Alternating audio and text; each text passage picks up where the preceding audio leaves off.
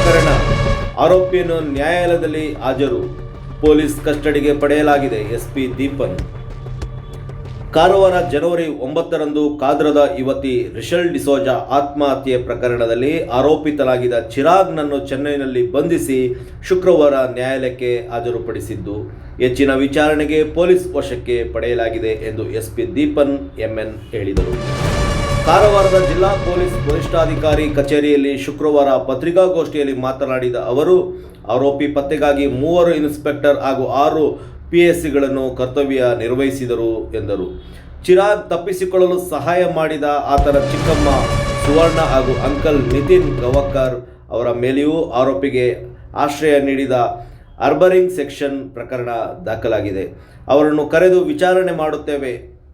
ಅಲ್ಲದೆ ಪ್ರಕರಣದ ಬಗ್ಗೆ ಸಾಮಾಜಿಕ ಜಾಲತಾಣಗಳಲ್ಲಿ ಸುಳ್ಳು ಸುದ್ದಿ ಹರಡಿದವರ ಮೇಲೆ ಪ್ರಕರಣ ದಾಖಲು ಮಾಡಲಾಗಿದೆ ಎಂದರು. ಆರೋಪಿಯು ತಪ್ಪಿಸಿಕೊಳ್ಳಲು ಬೆಂಗಳೂರು, ಪುಣೆ, ಮಹಾರಾಷ್ಟ್ರ ಹಾಗೂ ಹೈದರಾಬಾದ್ಗೆ ಓಡಾಡಿದ್ದು ಕಂಡುಬಂದಿದೆ. ಮರಣೋತ್ತರ ಪರೀಕ್ಷೆಯ ವರದಿಯನ್ನು FSLಗೆ ತನಿಖೆಗೆ ಕಳುಹಿಸಲಾಗಿದೆ ಹಾಗೂ 2 ಮೊಬೈಲ್ಗಳನ್ನು FSLಗೆ ಕಳುಹಿಸಲಾಗಿದೆ. ವರದಿ ಬಂದ ನಂತರ ನಿಖರ ವಿಶ್ಲೇಷಣೆ ಸಾಧ್ಯ, ಬಳಿಕ ತನಿಖೆ ಅಂತಿಮವಾಗಲಿದೆ ಎಂದರು. ಪ್ರಕರಣದ ಪ್ರಾಥಮಿಕ ತನಿಖೆಯಲ್ಲಿ ಲೋಪ ಕಂಡು ಬಂದಿತ್ತು. ಹೀಗಾಗಿಯೇ PSI ಅವರನ್ನು ಅಮಾನತು ಮಾಡಲಾಗಿದೆ ಎಂದು ಇದರ ಬಗ್ಗೆಯೂ ಸಂಪೂರ್ಣ ತನಿಖೆ ನಡೆಯುತ್ತದೆ ಎಂದು